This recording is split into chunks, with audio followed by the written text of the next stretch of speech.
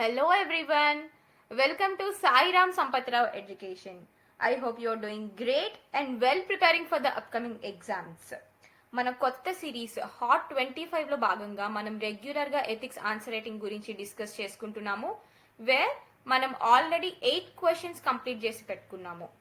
If మీరు miss అయితే ఖచ్చితంగా చూసే ప్రయత్నం చేయండి. అలానే మనం యూనిట్కి వచ్చేసి 5 క్వశ్చన్స్ డిస్కస్ చేసుకుంటున్నాము, which is relevant for all APPSC Group 1 aspirants. కాబట్టి మీరు వండర్ఫుల్గా ఈ ఆన్సర్స్ని ఫాలో అవ్వచ్చు, ఎగ్జామ్స్లో కాన్ఫిడెంట్గా రాయొచ్చు. అండ్ అలానే మన హాట్ 25 పీడిఎఫ్స్ గురించి చాలామంది అడుగుతున్నారు, which is available in our Sairam Sampathrao education Telegram channel అనమాట. So please try to refer that Telegram channel and PDFs అక్కడి నుంచి తీసుకోండి. ఆల్సో మీరు రోజు మీ ప్రిపరేషన్లో ఒక అడుగు ముందుకు వేయాలనుకుంటే మన ఛానల్ని సబ్స్క్రైబ్ చేయండి. అలానే if you find our videos worthy please like చేయండి, సో దట్ మాకు కూడా మరిన్ని వీడియోస్తో మరిన్ని క్వశ్చన్స్తో డీటెయిల్ ఎక్స్ప్లెనేషన్స్తో మీ ముందుకు రావాలని ప్రోత్సాహంగా ఉంటుంది. ఓకేనా? సో ముందుగా మనం క్వశ్చన్ చూద్దాము. Relevance of doctor BR Ambedkar emphasis on constitutional morality in present day governance.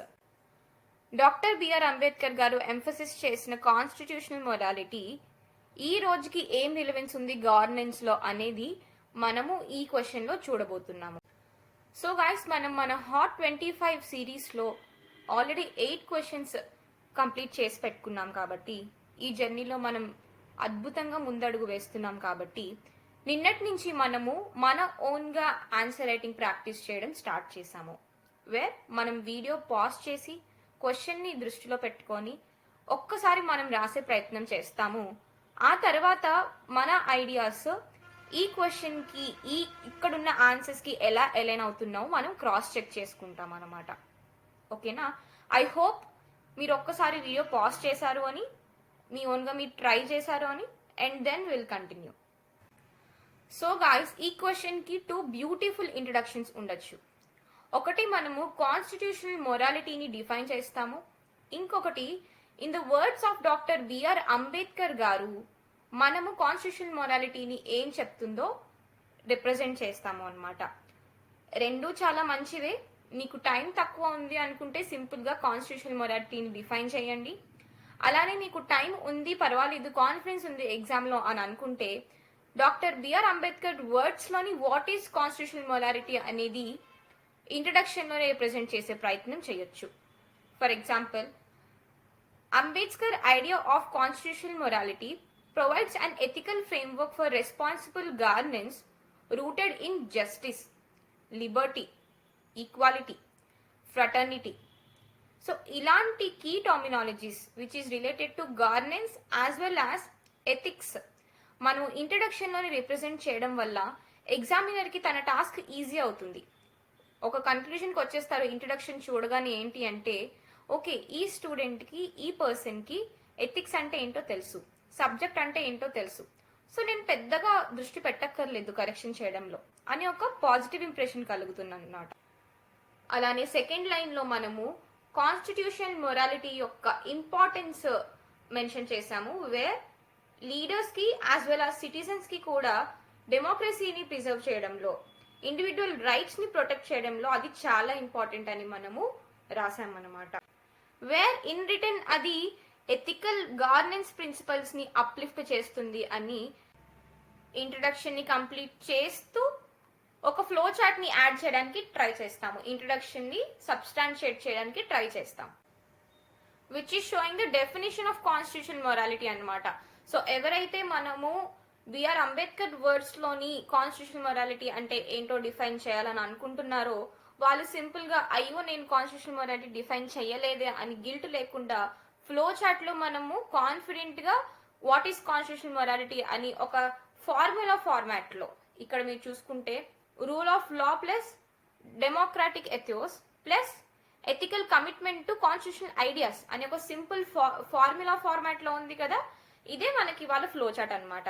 So ఇలాంటి ఫ్లో చార్ట్స్, స్ట్రక్చర్స్ ఎప్పుడు కావాలంటే అప్పుడు మనం ఈజీగా ఇంక్లూడ్ చేసే ప్రయత్నం చేయొచ్చు. ఎందుకంటే it gives that neat look అన్నమాట. మనం ఆల్రెడీ చాలాసార్లు డిస్కస్ చేసుకున్నాము the significance of flow chart అని. So it will act as an eye catcher for the examiner at the very first introduction itself. అలానే మనం బాడీ కనుక చూసుకున్నట్లు అయితే components of constitutional morality according to sir Ambedkar గారు చూసి examples చూస్తాము లాస్ట్లో, wear each and every పాయింట్లో రిలవెన్స్ కూడా యాడ్ చేసి పెట్టుకున్నాము.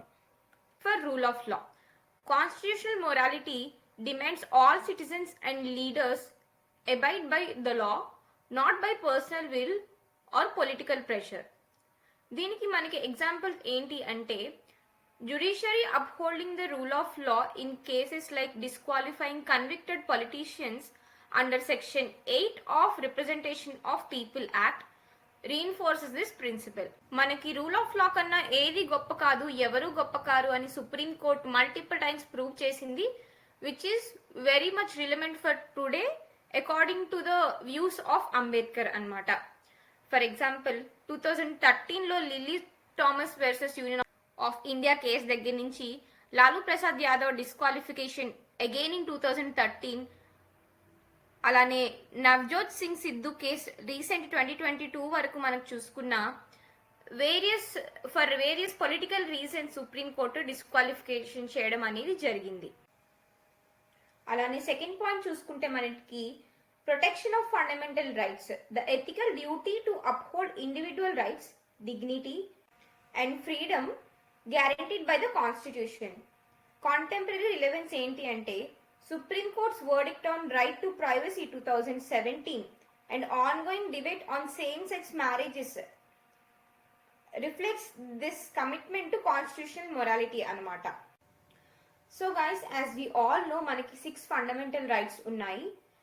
Right to equality, right to freedom, right against exploitation, right to freedom of religion, cultural and educational rights, right to constitutional remedy. So మీరు ఇప్పుడు ఏం చేస్తారు అంటే, mention the article numbers in the comment section for respective fundamental rights. అలానే మనము what is the status of same sex marriage in India right now తీసుకుంటే, same sex marriage is not legally recognised in India as of 2025, ఇది మనకు తెలిసిందే. అలానే 2023లో supreme court same sex marriage ని legalise చేయడానికి ఒప్పుకోలేదు అండ్ ఒపీనియన్ పార్లమెంట్ కి వదిలేసింది అనమాట. అలానే 2017 నుంచి సేమ్ సెక్స్ మ్యారేజ్ రికగ్నైజ్ చేయడం జరిగింది. ఆల్సో సెక్షన్ 377 ని స్ట్రైక్ డౌన్ చేయడం జరిగింది. So LGBTQ community has equal right to privacy, dignity and expression, which is their fundamental right also. అలానే ఇప్పటికీ కూడా demand for civil union and marriage rights అనేది continue అవుతా జరుగుతుంది. So this is an ongoing debate right now. Next వచ్చేసి accountability and constitutional restraint. దీనికి best results వచ్చేసి మనకి election commission of India, where మనం రీసెంట్ 2024 ఎలక్షన్స్ లో కూడా మనం చూసాము, మోర్ దాన్ ఎక్స్పెక్టెడ్ రేట్స్ కన్నా ఓటింగ్ అనేది జరిగింది. అండ్ రీసెంట్ టైమ్స్ లో ఏదైనా చరిత్రలో నిలుస్తుంది అంటే ఇది కూడా ఒకటని చెప్పొచ్చు. Coming to the next point, tolerance, fraternity and dialogue, promotion of mutual respect, social harmony and resolution of conflict through peaceful dialogues rather than coercion. So మాటలతోని ప్రాబ్లమ్స్ సాల్వ్ అవుతాయి రాదర్ దాన్ హేట్ స్పీచెస్ కావచ్చు, communal riots కావచ్చు అని మన అంబేద్కర్ గారి belief అన్నమాట. Contemporary relevance ఏంటి, government and civil society efforts to counter hate speech and promote communal harmony are in line with Ambedkar ethical vision. Next, spirit of justice and equality, ensuring equality and social justice for marginalized sections beyond mere legal formality. So legal formality ప్రకారంగా కాకుండా marginalised sections కి special provisions ఇవ్వడం అనేది జరిగింది మన contemporary constitution లో. For example, reservation policies for scheduled caste, scheduled tribes and other backward classes కావచ్చు, economically weaker sections of society కావచ్చు, వాళ్ళందరికీ కూడా ఎడ్యుకేషనల్ ఇన్స్టిట్యూషన్స్ లో అలానే గవర్నమెంట్ జాబ్స్ లోని రిజర్వేషన్ ఇవ్వడం అనేది జరిగిందనమాట, which is a commitment to social justice envisioned by BR Ambedkar గారు. ఫైనల్లీ ఒక ఇల్లుస్ట్రేషన్ చూసి బాడీని ఎండ్ చేద్దాము. Illustration of constitutional morality. Supreme Court on Section 377 2008. A landmark illustration of constitutional morality is seen in Navatej Singh versus Union of India, where the court emphasized that constitutional morality must prevail over social morality or popular prejudices. It stated that Constitution protects individual rights, dignity, personal freedom, and even if these are opposed by majority view. So homosexuality అనేది majority view ప్రకారంగా అది wrong అయినప్పటికీ కూడా personal dignity and individual rights కాపాడడంలో supreme court ఎప్పుడు ముందుంటుంది, rule of law establish చేయాలి అని మనం మరోసారి గుర్తు చేసింది అనమాట.